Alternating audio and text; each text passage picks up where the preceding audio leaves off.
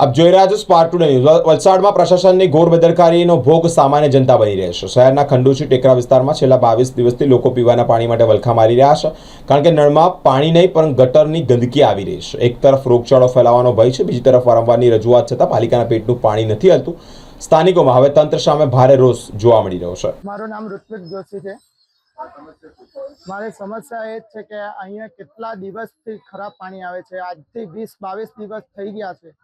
તો અમે કેટલા વખતથી કોર્પોરેટરમાં જાણ કરીએ છીએ, તો પણ અહીંયા કોર્પોરેટરના વ્યક્તિ આવીને જોતા નથી। અમને આ ખરાબ પાણીના લીધે અહીંયા ડાયરિયા થઈ જવો, તાવ આવવો, સ્કિન ડિસીઝનો પ્રોબ્લેમ થાય છે, બરાબર। તો અહીંયા જેમ બને તેમ જલ્દીથી આ પાણીનો પ્રોબ્લેમ હલ થાય અને અમને શુદ્ધ પાણી પ્રાપ્ત થાય। અમારે દરરોજના અત્યારે પાણી વેચાતું લાવવું પડે છે, ખાવાનું પણ બનાવી શકાતું નથી, હાથ ધોવા પણ નથી। આ બધા ઘણા પ્રોબ્લેમ થાય છે। તો અમારો માંગ એ જ છે કે જેમ બને તેમ જલ્દીથી અહીં અમને શુદ્ધ પાણી પ્રાપ્ત થાય। લોહાર ટેકરા પર જે પાણીની સમસ્યા છે તે બાબતે શું?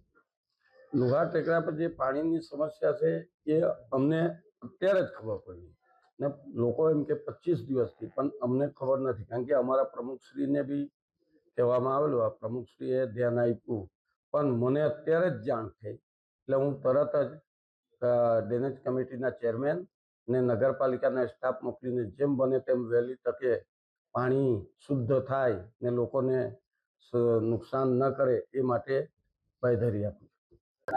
આજે આપનું નામ? વિમલ સુમંતર કેસર, વોર્ડ નંબર 6 ડેનેજ સમિતિનો ચેરમેન છું।